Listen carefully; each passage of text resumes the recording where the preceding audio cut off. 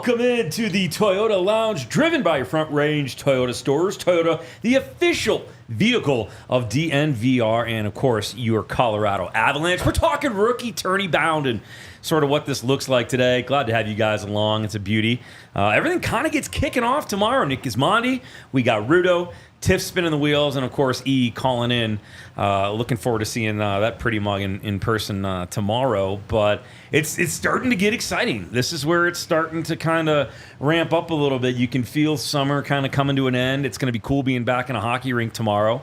And just kind of getting going with the season. It's sort of like those first steps, but it's like that snowball. So you get her going today, and it's just going to start to roll and into the week, and then obviously we head to LA. But I think we'll talk a little bit about just exactly what this process looks like, what these guys, these young kids, can kind of expect, kind of stepping into the NHL for kind of really the first time. But Rudo, I know we always start with some news. Yep. We kind of called the Pierre-Edouard Bellemare a couple of days ago. They have officially offered Pebs a professional tryout offer. So let's first do this. You got that manager hat over there? Do you have it?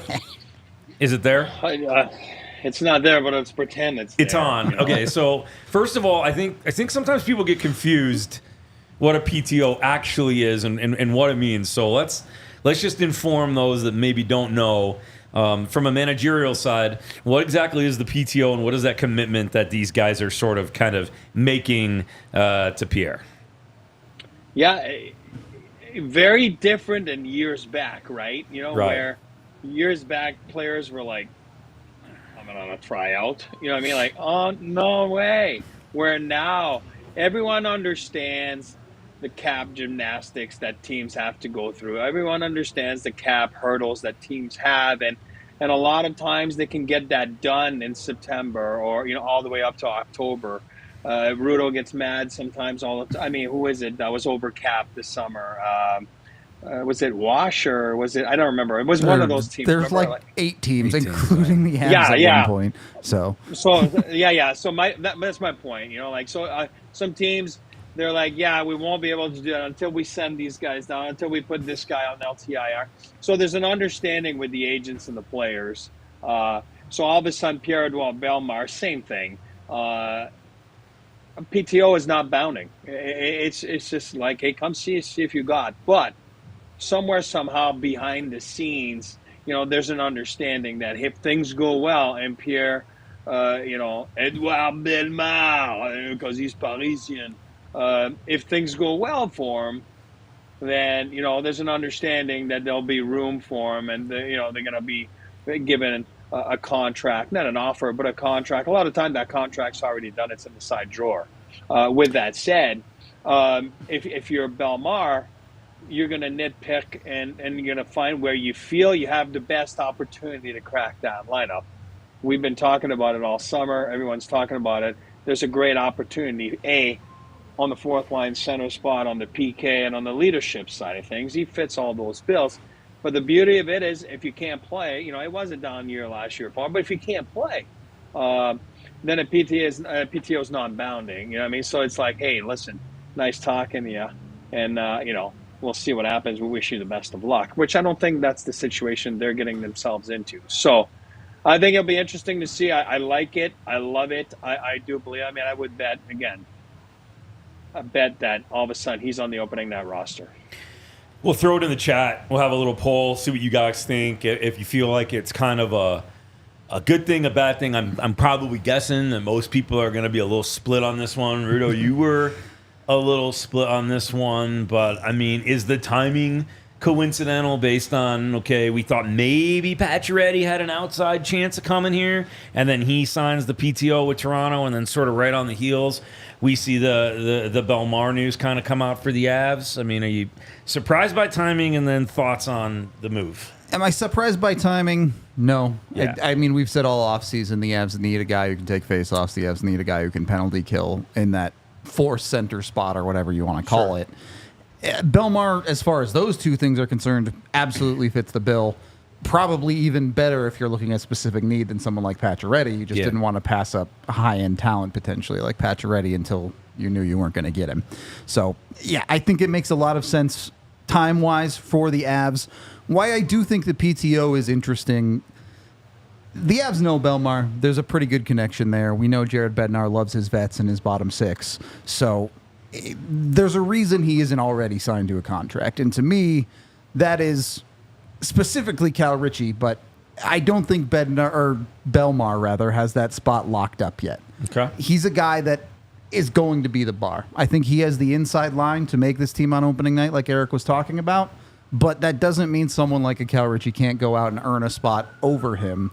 Now, actual role and things like that may be a little bit different. But Bellemare mechanically solves a lot of the things the Avs are looking for in a 4C if his level of play is NHL caliber. And I get that most people, and it's already starting to come up, I get that most people are going to want the younger person. I understand. If you're not an NHL head coach, at least. Yeah. Right. But at the end of the day, I think that there's a lot that he can bring to the table. And again, I think one of the other reasons is, and E led on to it, was the leadership element to it. He's been around a while. And listen, the team is deep. The Avs have good guys in the locker room. It's obviously a solid locker room. You don't win a Stanley Cup unless you have a solid room. Is Cale Makar a leader? Yes, absolutely, but he's a young guy. Is McKinnon a leader? Yeah, to a certain degree. I don't know as though he's the rah-rah guy in the room. So you sort of need that veteran presence and that voice that's, maybe calming things down if it gets off the rails a little bit. Bellemare was that guy in Vegas, certainly. And in the absence of Landeskog, I think you get a lot of benefit from a guy like him in the locker room, sort of as the elder statesman, if you will. And then in addition to that, it's I love his face-off ability. And if that's the reason you're bringing him in for PKs and face-offs and a little bit of leadership in the locker room until you figure out what's going on and you re-solidify your leadership presence, I think it's a good move, and I think that's a better fit maybe off the hop than a Ritchie who's going to be that young guy and maybe doesn't know the ropes completely. I don't know. I mean, E, am I talking out of my backside or what? No, but when I say leadership, obviously this guy's so smart and he's been around and he knows what it takes, and he knows. And again, I think there's a comfort zone, like Grudo said, with the coaches. Not just Bednar, but the PK with Prater and those guys. So at the end of the day, there is a void with Cogliano gone, with Jack Johnson gone. Who else am I missing? Am I missing somebody else? Or, but anyway, I mean Olofsson, but not really a vet. Yeah. Yeah, you're missing some guys that are that have been around that are not gone, and it does make a difference. It does play a role, like you said, in the locker room. Very important. And listen, I've always been a guy pushing for the young guys. I love it. I think it's a young men's league. And to answer AJ's comments right there, it's more like, for me, you want to put a kid in a position to succeed. You're going to play 7-8 minutes a night sometimes. First of all, let's be honest with each other. Cal Ritchie, when it's all said and done, is not going to be a fourth liner playing 6-7 minutes a night, right? So we all know that. Right. Pierre-Edouard Bellemare found a niche, found how to do it and how to stay around in the league by playing those types of minutes and by being a leader and by bringing the penalty killing duties. It's not easy to do, especially when you come from juniors, when you play freaking 60-70% of the game. They don't come off the ice, and that's why some guys cheat. Sometimes guys cheat in juniors, because it's not the real game, right?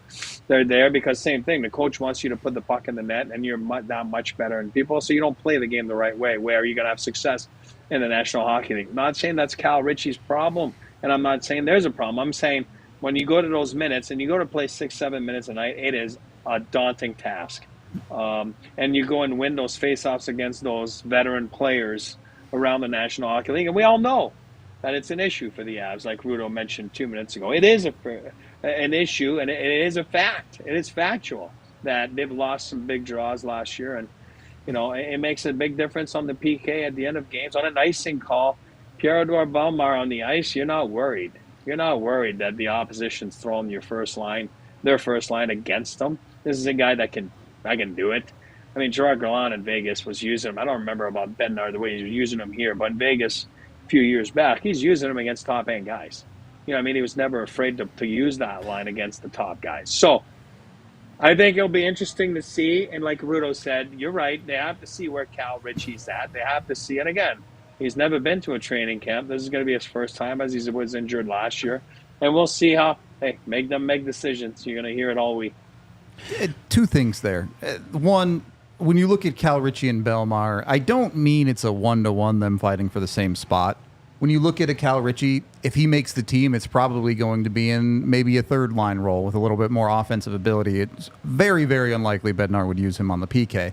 But the lineup works in a way where if someone makes a third line, someone else has got to come out of the lineup. And maybe that's not even Bellemare. Maybe Bellemare also makes a team and you move Logan O'Connor down and it's Kiviranta that ends up as the scratch in that situation. But there will be camp battles here at this point is what I'm talking about. And Cal Ritchie, he has to prove he can have more impact than a Bellemare on the ice, or I don't think he's going to make the team this year. And then the other side of that is with Bellemare, I do wonder how limited he is going to be. I know we talked about this the other day, but I'm not convinced that he can still do the role of being the fourth line guy that can shut down top lines anymore. I think he can be effective as a fourth liner in the sense of you put him out there, you trust him, and not much is going to happen. But especially in an Avalanche system, which has only moved to a faster and faster game since Bellemare left, not sure how well he's going to keep up with the foot speed anymore. So let me put everybody on the spot here. And if our AJ is in the chat as well, I know what AJ Morash thinks here about it being Ritchie, but is Bellemare, yes or no, on the opening night roster for the Avs? E, start with you.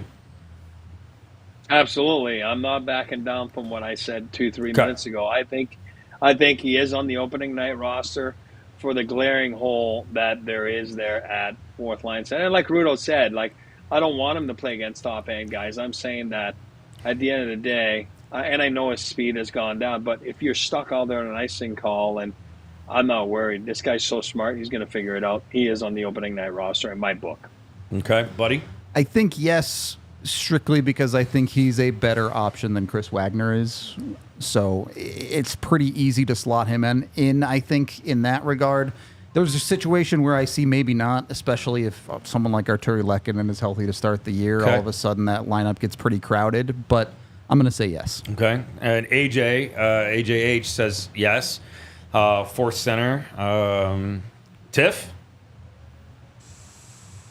If they end up signing him, yeah. Okay. There you go.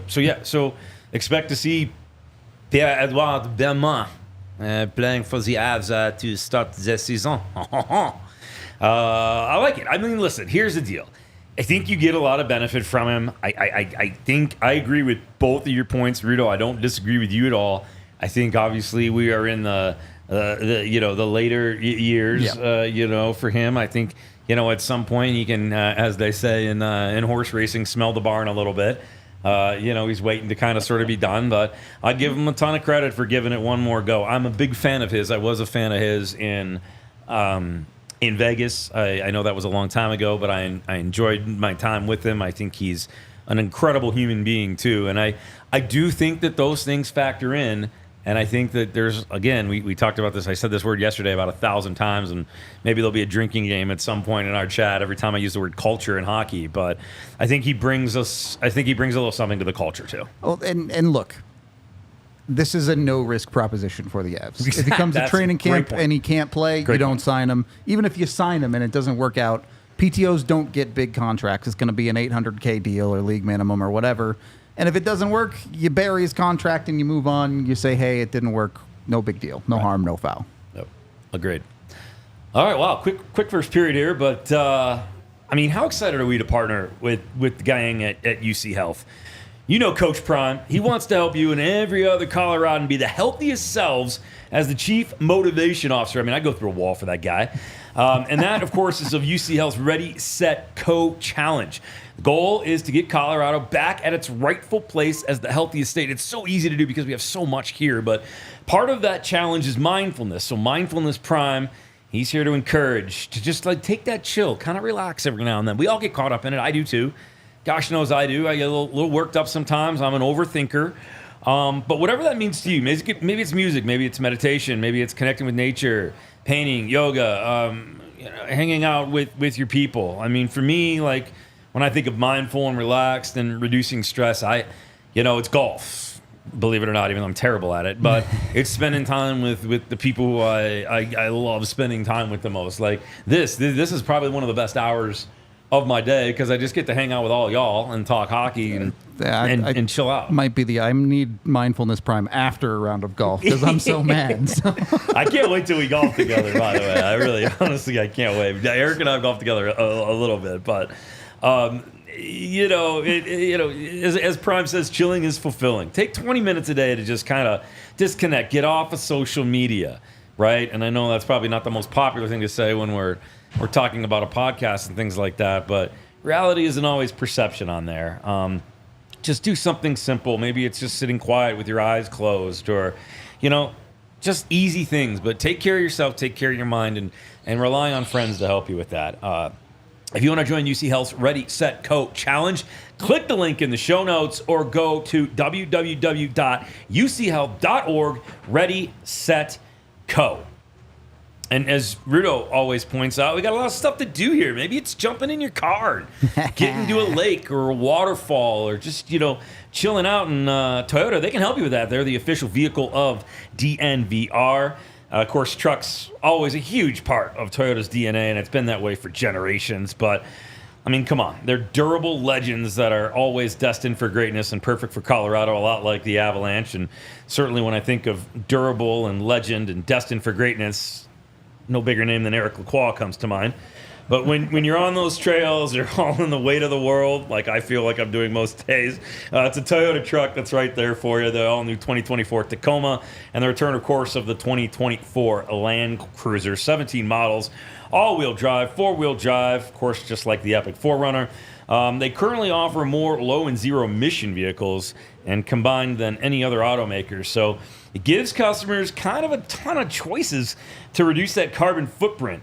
16 different hybrid vehicles to choose from, like the Tundra and the iForce. Visit your Front Range Toyota stores at locations near you. AutoNation Toyota, Arapahoe and Centennial, Corwin Toyota in Boulder, Groove Toyota in Littleton, Mountain States Toyota in Denver, Stevenson Toyota in East Aurora, and Stevenson Toyota in Lakewood. And of course, Toyota is the official vehicle of DNVR, and they are the official vehicle of the Colorado Avalanche. Period number 2 of the DNVR Avalanche Podcast. Gizmo, Rudo, E, AJ's lurking around in the text. Tiffany's making it all come together in the background. And we are at the DNVR bar on Colfax, getting ready for the rookie tournament, which will kick off on Friday in Los Angeles. Yep. We'll have coverage for you from there. Everybody heading out. That's going to be a ton of fun. We've got some super cool, special, secret, double top secret things we're going to tell you about. We've got a list of guests that you are not going to want to miss. So make sure you're subscribed. Make sure you're liking, because you're not going to want to miss anything that comes out of Los Angeles. And it's a big moment for these kids. And I kind of wanted to just, pull the curtain back a little bit. We're so lucky to have Eric Lacroix with us, who obviously played in the NHL and was on the management side. You've been to this tournament before. Admittedly, as many years as I have covered the National Hockey League for teams, I have never been to a rookie faceoff. I've been to plenty of development camps. Bunch of slackers in Vegas, slacking off out there. Never was there. So, I want to kind of talk to you guys just about, what your experience is from the 30,000-foot view. But, Eric, getting into the NHL is a daunting enough task as it is, and it's as much fun as this is going to be for the guys. There's a ton of pressure on these kids. A ton of pressure. It's their first kind of taste of the NHL. Most of them are coming from juniors, some of them the OHL, some of them college. They're not flying around on jets, staying in 5-star hotels. They're just not used to that. So it's a whole nother level of, okay, holy smokes, what's going on? What do you mean I have a choice between, filet or chicken and pasta? And what do you mean I'm in the Ritz? And what do you mean we're on a charter jet with desserts all over the place? So I guess kind of first of all, what is the big, what's the impact, and how do you get the stars out of your eyes and focus on playing hockey? Hey, it's hard to do. I said it yesterday on our during our podcast, I'll say it again. Like for me, it was a eye-opening experience in a sense that my dad been an agent my whole life, and I'd seen superstars and I'd been with those guys. And for me, it was very normal to have, when I was a young kid, Patrick Watt, like at my dinner table or stealing my bed at night. And, so it was like, I was never starstruck, or that type of stuff. And that, for me, it was normal. And then I'd seen guys fail. I'd seen guys succeed. Why they made it, why didn't make it, you know what I mean? A lot of it, I was young and I would just try to understand why this guy's so good in juniors. How come he's not cracking their lineup and all that kind of stuff? And I think I used it to my advantage, and then left college, and then, did like last year, like Barron's did, show up in the American League for a little bit. Mine ended up being like all the way to the Calder Cup finals, which wasn't the case for him. But you get to develop friendships and learn the coaches and the minor league staff, and all of a sudden you have familiar faces at training camp. All that put into account, I said it yesterday, I'll say it again. I showed up in Toronto, I was frozen because it's real. Oh my God, it's training camp, and it's like, so it's a lot for those young guys. It is a lot, and I think that what they've made over the last 15 years or so is those rookie tournaments gives you the ability to control the jitters, control the nerves, and you're still wearing an Avalanche jersey. You're still part of a team. You're playing a game against an opponent. There's zebras out there, right? There's referees. There's people in the stands. There's a lot of teams. Every team in the National Hockey League will be represented in there. There's going to be someone there, scouting wise. So it's like, so you got some pressure. Now, I like it for that sense. What I don't like about it, but that's life, and that's life of, in the National Hockey League, is I think the top guys there, they can only fail. I mean, you can't succeed. Even if you go there and dominate, you're supposed to dominate.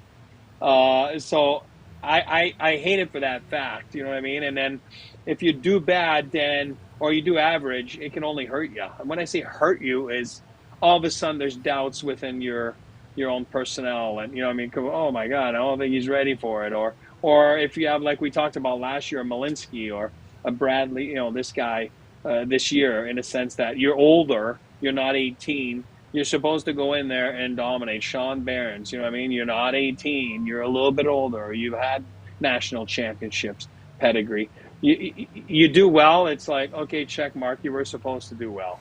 And that's why I feel that it's so weird, and it's hard to control those emotions and those jitters. But I think it's a great thing, because then after the weekend, you get back next week and you've had some competition, you've had some emotional times, wearing an Avalanche jersey and all that kind of stuff. It gets you more ready for those few practices with the big club and rubbing elbows with Makar and McKinnon. Obviously, all the on-ice stuff is important. We're going to cover it all this weekend. But, Eric, as you always say, somebody's always watching. So how much of these rookie face-off type events, how important is the off-ice stuff as much as the on-ice? Exceptional question. Exceptional question. So say that again, like you're with the off-ice. Yeah, how much of this is the off-ice stuff for these rookie players, guys coming in, guys trying to make the team? Do organizations really dive into what they're doing around the rink, at the hotel, all of that, or is this mostly just focusing on the on-ice? Personality, character, how do they carry themselves, prepare, interact with staff, interact with, the old adage, you treat the janitor with the same respect as the CEO kind of a thing. Yeah. Absolutely, and that's, if you're a good manager, if you're a good coach, if you're a good person that works for the team, then you're like AJ is in this chat. You're lurking around, right? You know what I mean? You're just kind of looking and trying to see what's going on, and I think you see a lot of people's characters. And I know it's a cliche when no one's watching, when the big lights are not on, and I think it's very important. For those kids to learn, and the on-ice thing is one thing, but then you really make a first impression. You really make a first impression for yourself, for your teammates, for your staff, for your employer, how you conduct yourself in those situations.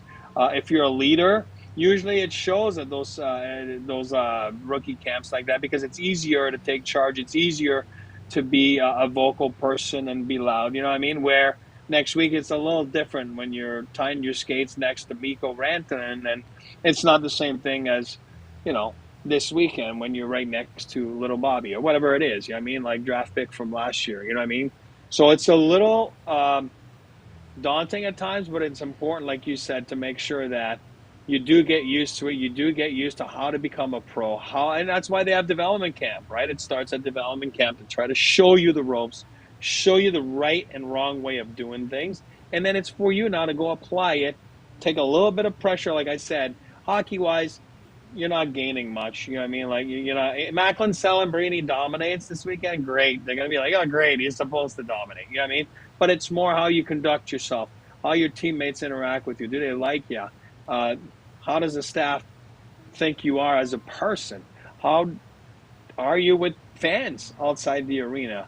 You know what I mean? So it's very important, and that's why I say it's very important to have one of those tournaments. It's not so much the on ice. Sure, it's fun because we love it, and we haven't had hockey in a while, and we want to see some Avalanche product, and that's why it's exciting. But I think it's the whole shebang is just as important as the on ice product. Real quick, just to button this up. So our poll locked in on Pierre-Edouard Bellemare. 71% of you say yeah.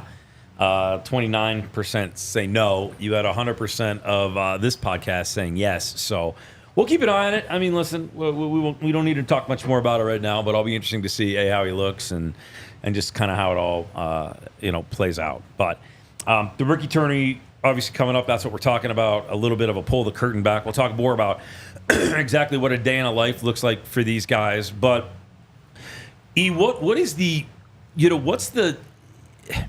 what is the pressure like on them for this? If you could gauge it, is it like, oh God, I have to do well here, or is it a little bit more? Is the environment a little bit more relaxed for these guys? And then on the other side of that, how interactive is the main staff? With the boys, kind of keeping them loose. Is it a joking environment? Is it easy going, or is it down to business? This is the NHL. Let's go. No, it's more like, hey, let's get out there and be yourself. We all know that Nathan McKinnon's not here. We all know Kel McCarr's not here. We all know Jared Bednar's not here. Yes, he is there, and you're going to see him in the stands. And I don't know how long he's going to be there for, but usually the head coaches are there for at least a few days, right? And then I think it's important to go out there and to feel your way into being the person that you are. And you got to remember, a lot of amateur guys are there. Amateur guys, when I say that, is amateur scouts, and and they take pride into they pound on the fist on the table for you to get drafted by the team, and it's fun for them to personally see you and do well in a situation like the rookie tournament. I think everybody's in a different boat.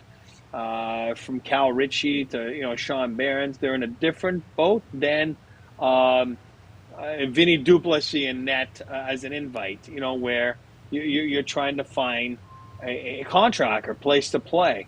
Vinny being a college guy, so if this doesn't work out, then you're always like, oh, where am I going? A lot of times guys like that will have a deal in the ECHL in their back pocket, and this is where they end up if they don't find anything. Or if you're an 18-year-old just invite from the OHL, you didn't get drafted, and you're there to make a name for yourself, to really open some eyes, and that those tournaments are important. I mean, nothing comes to mind right now, but if I did a little research, I could find someone. But you're 18, you didn't get drafted, 3 months ago, but then you go to one of those tournaments. Next thing you know, you walk out of there with a freaking deal.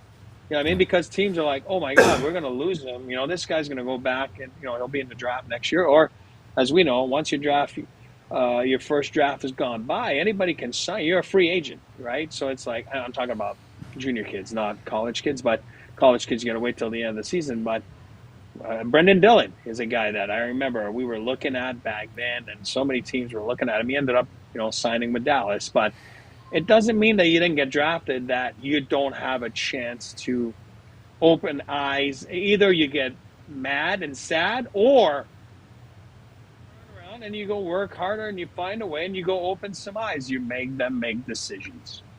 So, Rudo, would you say that these guys are betting on themselves 365 days a year? Would you say that? Maybe 366 in a leap year. Well, whatever the moment, it's never ordinary at Bet365. See what I did there with because of the betting and the thing. That pretty sure you shouldn't bet on yourself. 365. Just ask Shane Pinto about that. You don't bet on yourself if you're playing in the NHL. I'm pretty sure you're not even supposed to have the app on your phone. But for everybody else, including me, because I'm loving it right now, I had a big one last night too in baseball. Oh, we're having rich. fun. Yeah, drinks are on me in LA. Trust me. Unless I mess that up tonight. But every day at Bet365, they power up the odds on hundreds of bets to give you a chance to win more with over 10,000 boosts every month. We boost specific markets, your winnings, and even parlays. Keep an eye out for custom DNVR bets and boosts. This is tons of fun. So listen, you can use code DNVR365 at sign up. There's a little bit of extra going on. And specifically for hockey, with Bet365, they've got the early payout offer. So you're a winner if your team gains a 3-goal lead. Instant payout on straight bets and parlay selections marked as winners. Download the app and make sure you use code DNVR365 when you sign up. And right now, again, new customers can choose between 2 different offers when they open an account at Bet365. And when they use that code, DNVR365, you deposit $10 and you choose either bet and get, which is it's an offer in place, a bet of 5 or more, and you get 200 in bonus bets, or the first bet safety net offered by placing a bet of up to 1,000, and your qualifying bet loses you receive a matched refund in bonus bets. Whatever the moment, it's never ordinary at Bet365. Remember, you must be 21 and physically located in Colorado. Please gamble responsibly. If you or someone you know has a gambling problem and wants help, call or text 1-800-GAMBLER. I'm addicted to this for a couple of different reasons. I just think it's fun, and I'm not a big bettor. I haven't. Doing games in the NHL for the last 9 years, I wasn't really allowed to be, a part of it, and I didn't. And I just, I worked in Vegas for 2 years. I was barely ever even in a casino gambling. I was in them all the time, but for other reasons. It just, you throw $5 or $10 on a game. Yep. And it's a ton of fun. I had the other night, I had a 4-leg parlay going on baseball. I threw $10 down. I could have won $865. Yep. I missed it by 1, but I was engaged the entire time. Yep. So, it's fun. I enjoy it. Yep. It's a thing for, obviously, a lot of Avs fans in our chat, but yeah, you throw down on a different hockey game, Carolina versus Buffalo or something, and all of a sudden that game's a lot more interesting with some money on the line. Right. If the Avs are the early game, but you're hanging out and you want to watch the late game, throw in on it. Pretty cool. Okay, and then of course, Empire Today, flooring, carpet. There you guys. With Empire Today, you get to shop at home, and that convenience is perfect because you're going to get the right product for your needs, and it's a quick and professional installation. And also, you're getting a price match guarantee. So when you win a little bit of money on that bet, that's what you're going for. Empire Today is the best place to get new flooring. So, of course, there's copycats out there, but they cannot beat Empire on quality, service, and speed.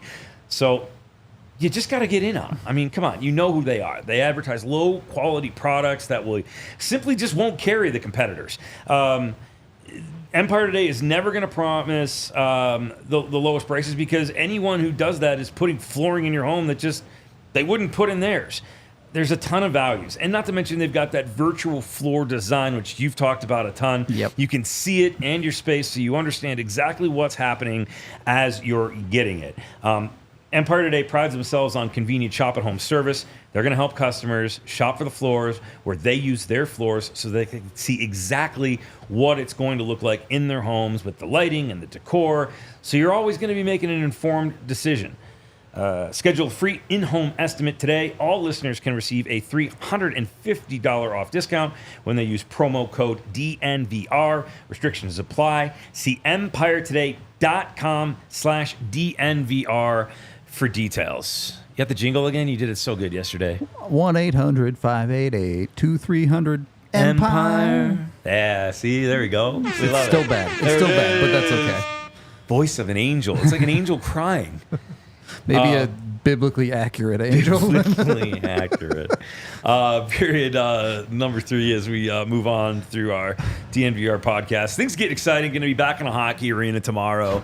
There's just something about the smell of fresh ice and Zamboni fumes and 5-day-old popcorn that I've missed so. And back at Family Sports Center tomorrow kind of kicks it off. We'll get back to the rookie tournament in LA in just a moment, but what's tomorrow look like for these guys? What are the nerves like tonight? What's the lead up? Where's the mentality for a guy trying to be an NHL player? Well, first and foremost, my new light, I got a new ring light. It's awesome. Really nice. Yeah, you look good. You're glowing. Really nice. You're That's glowing. What I thought.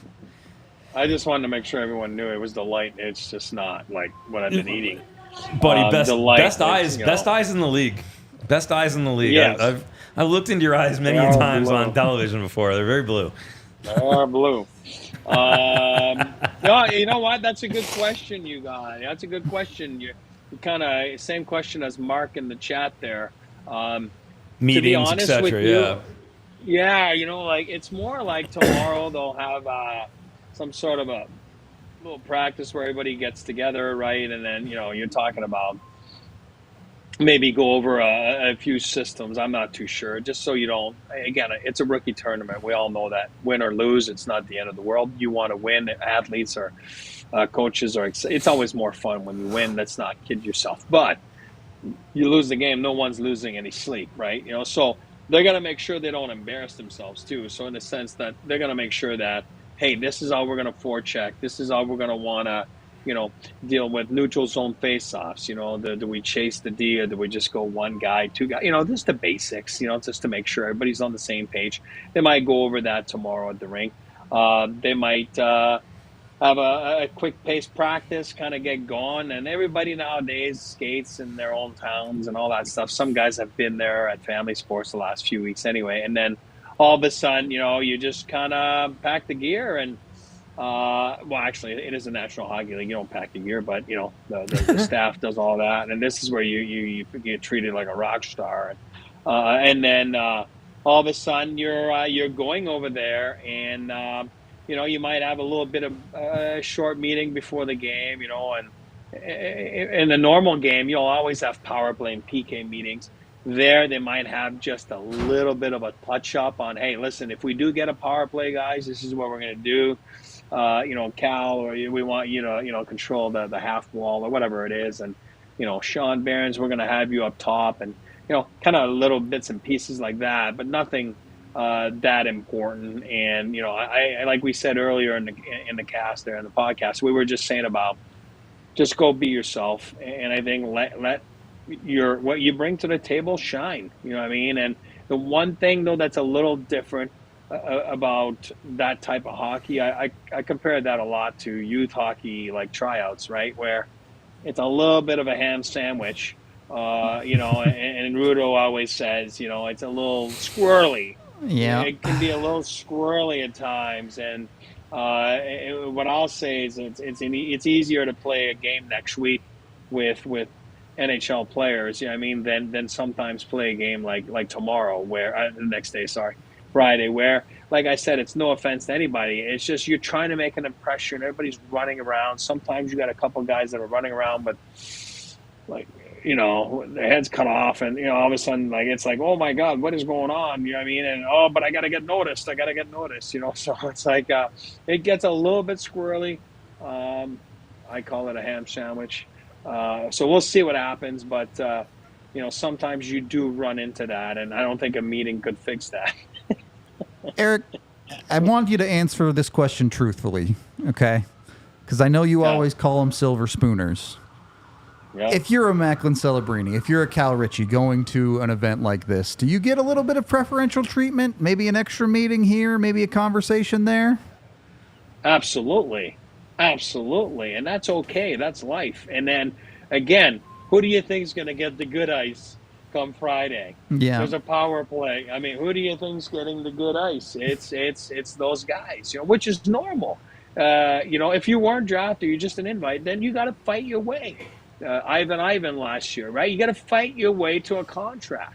And that's how it works. And then you got to make people turn their heads. And again, like hey, listen, if I was there, the first thing I would tell people that are on, that have no contracts, you know what I mean? It's like, hey, it might not work with us, but there's a lot of teams taking notes right now. And that's where you start. I remember Kevin Ball. Don't ask me why. I just remember I'm using that name because I saw him like on the, Utah, or what is it, Utah? Or no, where's he at now? Is it Utah? Anyway, I lost. He got traded, right? I'm pretty sure. Yeah, no. Yeah. He is, but what I'm saying is, all of a sudden, you're an NHL player, on a roster, and it's like the reason, and not the reason is, but I remember writing some good stuff about him. You know what I mean? Because it's like, keep an eye out on this guy. Keep an eye out on this guy.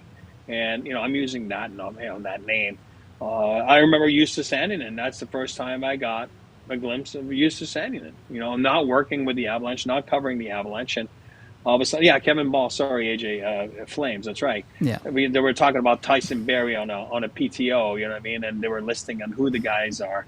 And I was kind of laughing in a sense. I'm like, oh, yeah, it's funny. Like, because I always look back and I always try to find one or two guys from different teams, non-Avalanche, like, hey, who's going to have a lengthy career besides the Celebrinis? And, and I know Ball was a high pick too. But anyway, what I'm trying to say is it's fun to see all those kids. It's fun to see the players, and it's fun to see everybody compete and try to bring to the table what, they're there for. So I think it's very important for me. Let's talk.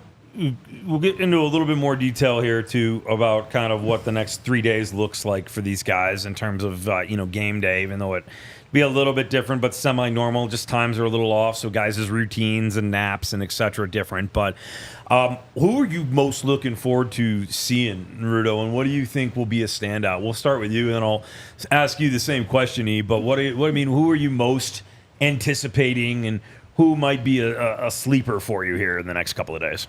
Yeah, I mean, obviously Cal Ritchie is the top of the list, but to not take the obvious answer, the guy that I'm really going to be watching closely is Oskar Olausson. This is a guy who's a little bit older. I think Eric talked about, the pressure on some of these guys. I actually don't think there's as much pressure on a Celebrini or a Ritchie because there's a lot of like, how much does this tournament really matter for these guys? Correct. Not they're already very much. they're going to probably be there. Yeah, they'll be in training camp and they'll learn an NHL job either automatically, basically, for Celebrini or someone like Ritchie more so in preseason than at this tournament. But for someone like Olausson, who's been in this organization for 3-4 years now, as a high-end draft pick that hasn't really put it all together, those are the type of guys where it's like, okay, he needs to stand out. He needs to pop a little bit to give himself more opportunity, whereas for someone like Cal Ritchie, it might be gifted to him a little bit more.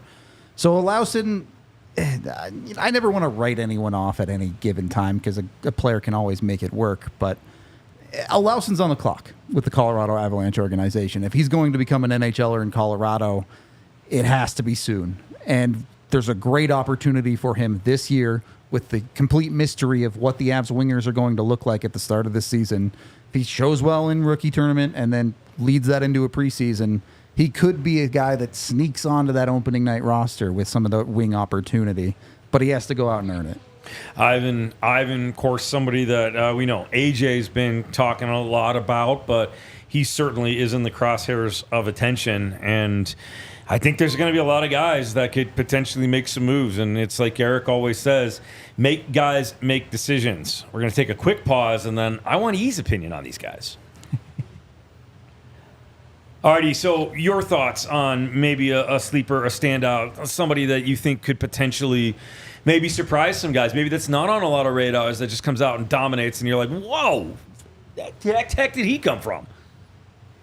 Yeah, I'm going to go with knocks it out of the park. I'm going to go Cal Ritchie. And again, as Rudo knows, I'm not that familiar with him. I'm excited to see him. I'm excited to see what he brings to the table. I'm excited to see how does he start his assignment, which the first assignment is the rookie camp, you know what I mean? How to get to the big test, right? You know what I mean? So we'll see how he does, how he reacts. And like you just said, silver spooners, and I mean that in all lighthearted, term of the word. It's all good. He's going to get the opportunity. He's going to get the opportunity to get on the power play there Friday. So I do have a lot of hopes for, knock it out of the park for Ritchie. I think, I knew that is going to be Sean Barron's. You know what I mean? I think that's going to be my, I knew that guy. You know what I mean? Like, I knew he was going to be good. You know what I mean? So that's number 2. I think to get back and to follow up on your Oscar Olofsson, that's the guy I keep thinking about in my mind when I say you got everything to lose, nothing to gain. So he just pops in my mind. And if he goes there and he has an average, this is his 3rd year pro, correct? I mean, so this is like, you should dominate this tournament.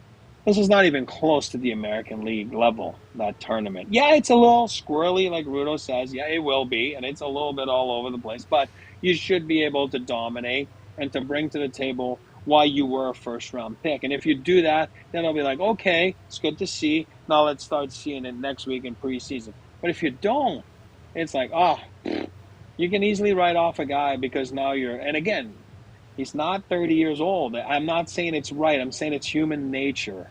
You know what I mean? And that's the guy that's like, okay, this is a big 2 weeks for you, big fella. You know what I mean? Like, it is a big one. Now, as far as a sleeper, I'm going to go with a plug. And when I say that, there's nothing wrong with being a plug in the National Hockey League. Mark Crawford told me that one day, and I didn't understand it, and I was offended. But, like, whatever. Like, what's a plug? But I'm going to go with Chase Bradley. I don't know why. I told you I saw him play twice last year. It's not like I really came out of it like, this is a free agent. Like, guys should start signing him. I just feel that on a tournament like this weekend, I feel like he's a sleeper, a little bit like Poland last year. He got hurt. It's unfortunate because I really felt he was taking the steps to become. He was my sleeper last year, and I was like, I saw one shift, and I'm like, he's going to be a good pro. You know what I mean? So, and again, that injury came at the wrong time, which stinks. You know what I mean? It's not fun that injury is a part of it. But anyway, AJ knows he's lurking. I knew it. Yeah, he knew it. Chase Bradley, I don't know why I'm going with him. He's a bit older. He's a college kid, before going to senior year. And this is going to be my sleeper guy to up and down, north-south type player, corridor player that I call, and go make a name for yourself. And, yeah, there's a lot at stake for a guy like that to want to make sure that you are right there. You are gaining some trust to maybe get some preseason games and go from there. Because it's, again, every day is an evaluation in the National Hockey League. I do want to make sure we're not downplaying the level of the tournament, too, because, yes, it's not professional caliber. These are guys that some of them didn't even know each other until today. They're in meetings, probably. But just look at the Avs. Olausson has played NHL games. Poland played NHL games last year. Pavel played NHL games last year. You have someone like a Macklin Celebrini, first overall pick, is going to be an NHLer. There are NHL caliber talent players at a tournament like this. If you can play better than some of those guys, you do have a lot to earn or gain in those situations. Well, I think, yeah, and I think again, it's about repetitions, right? It's about understanding the flow and the pace and how it works and what a day in the life is, and refining that a little bit and taking as many opportunities as you can to be in front of the big people that make decisions on what your career could or couldn't be to do that. So yeah, the caliber of the tournament is huge. This is not a slough off for these guys. There'll be a lot of intensity there, and they need to have it. They have to have it because they're looking for that too. Nobody on the scouting staff or on the developmental staff or on the general managing side of things, they want to see if you got passion. They want you to go out there. You better play a game, at a rookie tournament just like you would play it. It was game 41 of the regular season. Yep. Yeah, and it's so funny because a day in the life, like on a tournament like this, you feel like a national, like a National Hockey League player, and that's so amazing. You said it earlier, like Biller and I used to always talk to development kids all the time. It's like, hey, do you want a sandwich on the seat of the bus, or do you want to have a shrimp cocktail and some lobster tails on the plane? Like, it's a choice you make, you know what I mean? Because, at the end of the day, you have to go out there and earn it. And yeah, the National Hockey League, like our playing at MSG, the Rangers, I swear. Thank you. Are we there? Yeah, we're here. I can't hear anymore. Yeah, no, I mean, it overtook me. Our plane at MSG was like, the bathroom was nicer than my house. I mean, honestly, like, it's like, and it's, you walked in there and it was like, what is this? And then guys from the minors used to come up, and the menu is written on the table on a nice, like, not on the napkin. It's a nice real menu, and it's, Colorado Avalanche. And a lot of times it's got your seat, like your number on the seat too, because the guys always sit in the same place. And, it's important for them to go there, and they have a nice hotel and a nice pregame meal, and, any sticks or equipment they might want. Oh, I don't like those gloves. I want those gloves. And, so, I mean, it is the National Hockey League. And, always remember what NHL stands for. It's the Never Hungry League, so it's always like, there's always a lot of food there. So it's very important. How do you think I got like this? You know what I mean? So, you spend so many years in there, you eat too much, but, those guys, it's important to feel like they belong. They feel like they want a taste of it. And I'm going to throw this. I don't know what you guys think, but I don't know Cal Ritchie. I really don't. I couldn't tell you what he likes and what makes him tick. But if I'm him, I'm a first rounder last year. I got injured a little bit, but then again, I am on top of my game right now. What I want to do, I'm circling that game. Again, there's other games, there's other players. But Macklin Celebrini is the name you've heard for 12 months now. Yep. That's all you've heard. Now you're hoping Monday when they play San Jose that he's in the lineup. And what you want to do is measure yourself up against a guy like that. Because he's going to play in the National Hockey League this year. Will Smith's going to play in the National Hockey League. You want to measure against guys like that. You want to see where you're at. And if you're a winner, if you're a guy that likes challenges, this weekend, that's a great start for it. There's absolutely challenges everywhere. I have a sort of silly question, but... There's no silly questions, Rudo. When you talk about someone like a Macklin Celebrini, is playing in a face-off or a tournament like this worth the risk? I say this as 6, 7, 8 years ago, the Avs had their rookie face-off. Mikko Rantanen gets hurt in a ultimately meaningless rookie face-off as far as the NHL season is concerned. Is that just part and parcel with the situation, or do you maybe... Macklin will play in one game in this face-off and then held out the other two? Maybe. That was going to be my only thing. It's like, it's too bad it's Monday and not like Friday. You know what I mean? That they play something. I don't know what their plan is, but it might be like you said. Everybody's different. It might be like, hey, so be it. It's all good, And the kid loves to play. I tell you that. He loves to get on the ice. He loves to play. If that's up to him, I can tell you he's going to be like, oh, yeah, I'll play. And as far as the organization, I'm sure they have a plan for a guy like that this weekend. It might be that it's one. I don't know. We'll see. Again, if we see him in the lineup Monday, we'll be like, well, yeah, it wasn't one. So we'll see. I hope he plays against the Avs. It'll be fun to watch. I know. Yeah, and I mean, I think they're having conversations with the player in regards to that too. And I guess my take on that is that it's like, I mean, hockey players want to play most of the time. I mean, but put me on the ice, coach. I'm ready to go, kind of a situation. One more thing real quick, and then I want to touch on something before we say goodbye for the day. We'll be at the rink tomorrow, and then we'll be back in studio for the pod. We'll have some really good stuff for you guys tomorrow, so make sure you're following along on, of course, all the social channels, and then we're with you at 2 o'clock Mountain Time tomorrow from the DNVR Bar Studios here in the Toyota Lounge. What are you most looking forward to, each of you, on the takeaway from this weekend, other than hanging out in Los Angeles together as a team? I mean, the cop-out answer is actual hockey things are back. I'm just looking forward to that in general. It's been a long desert-like summer this year. Not a ton going on, but I'm really looking forward to all the conversations that we get to have out there. Not, obviously being in LA is fun, but I don't want to spoil anything. We're going to be talking to a lot of people. Yeah, so some big names. On across some big names across the board on who is there, not just Avs. So that'll be fun. How about you, E? Yeah, Rudo said it. I get excited whenever the season starts, and I know AJ's like, taking a little bit about like, oh, he's not going to be there. It's the first time in a long time. I know the feeling. I remember first time not work. As a player, I jumped into working for a team, and I've worked for a team forever. And then I remember a few years back, like the first time you're not going to a training camp, you're lost a little bit. You do. You're just kind of like, oh, that's so weird. You know what I mean? This is the weirdest thing. And because you're so used to, getting and jumping on stuff that, you usually do. And now it's a little different. And not that AJ, I'm talking about AJ, not that AJ's still a big part of our beat. And he's still a pivotal, important piece of our puzzle. But I know what he's saying. Like, it's weird that he's not going to be there. So for me, not to rub it in his face, but I am.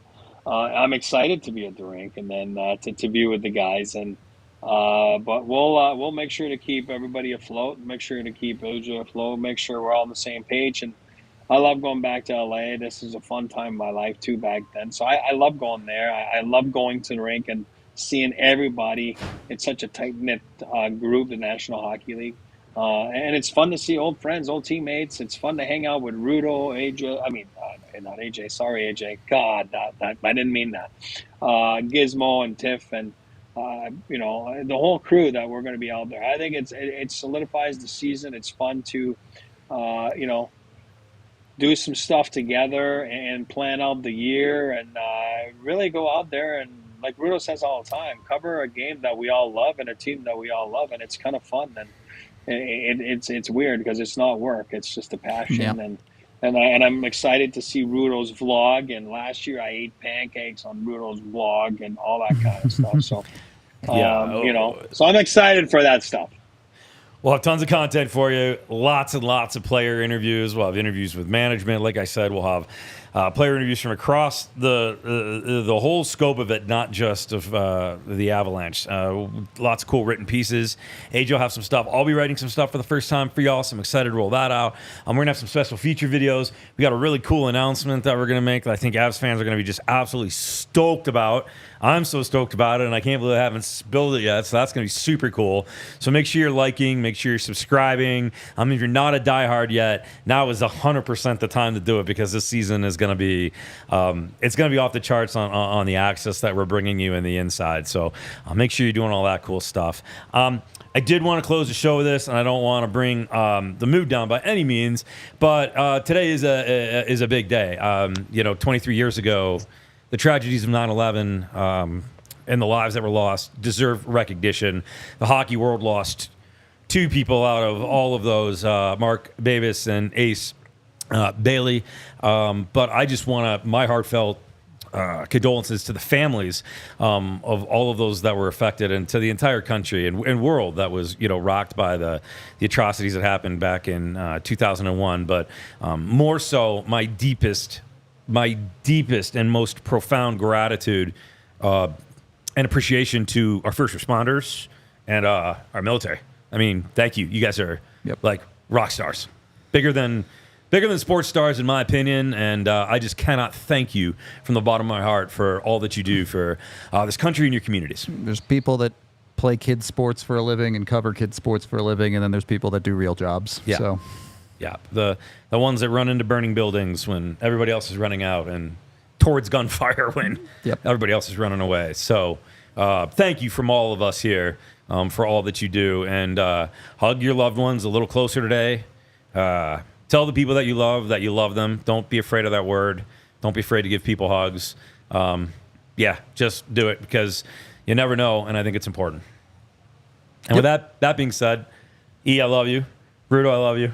AJ, I love you. Tiff, I love you. We hope you guys had fun today. Enjoy the rest of your evening. Relax. Get some bets in on 365. Call Empire. Buy a Toyota. And make sure you're taking care of yourself. Thanks to all of our sponsors and to all y'all for watching. Please, please, please, as Rudo always says, give us a like. Give us a subscribe. Make sure you're following. That helps us out, especially in the summertime. And we'll have some fun stuff to talk to you about tomorrow. So for Tiff, Rudo, AJ, and E, I'm Gizmo. Bye. We all silly like the mayor.